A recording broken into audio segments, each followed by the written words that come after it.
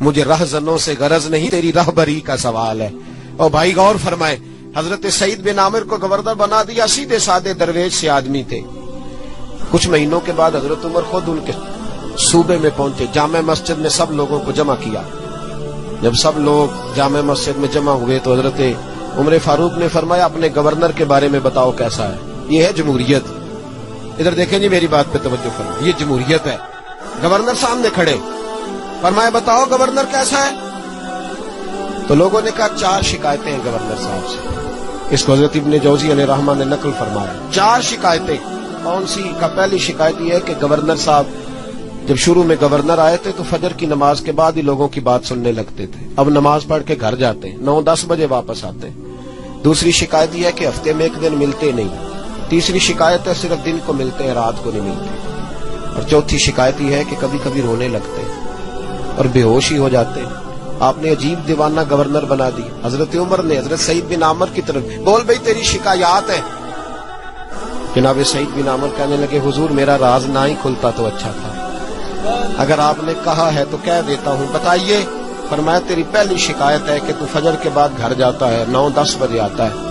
جناب سعید بن عامر رو پڑے۔ گورنر صاحب کہنے لگے حضور غریب ہوں، نوکر رکھنے کے پیسے نہیں، بچے میرے پاس موجود نہیں، بیوی میری بیمار ہو گئی ہے، 30 سال اس بھلی مانس عورت نے میری خدمت کی، اب بیمار ہے، نماز پڑھ کے گھر جاتا ہوں، اپنی معذور اور بیمار بیوی کو ناشتہ پکا کے دیتا ہوں، اگر اس کے کپڑے بدلنے والے ہوں تو اس کا وجود دھو کے کپڑے بدلتا ہوں، گھر میں جھاڑو دیتا ہوں، برتن مانجتا ہوں، لوٹتے دیر ہو جاتی ہے۔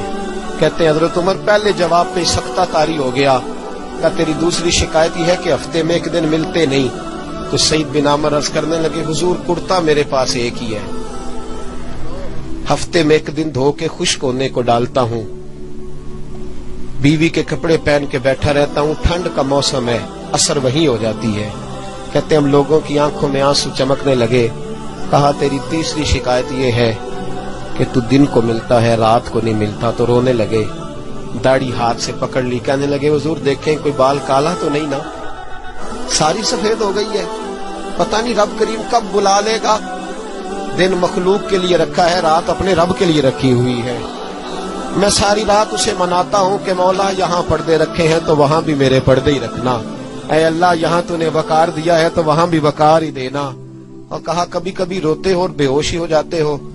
کہنے لگے حضور بہت پختہ عمر میں کلمہ پڑا تھا، 40 سال کا تھا جب کلمہ پڑا، جب 40 سال کے گناہ یاد آتے ہیں تو رو پڑتا ہوں، سوچتا ہوں کہ میں تو 1 ہفتے کا حساب نہیں دے سکتا، 40 سالوں کا کیسے دوں گا حضور؟ پھر مجھ سے برداشت نہیں ہوتا، پھر تڑپ جاتا ہوں۔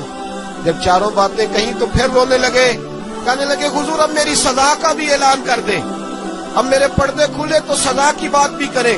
حضرت عمر نے ہاتھ اٹھائے اور کہا اے اللہ میرے محبوب کی امت کو کچھ ایسے گورنر اور بھی عطا فرما۔ اپنے آپ کو سنواریں، اپنے آپ پہ توجہ دیں۔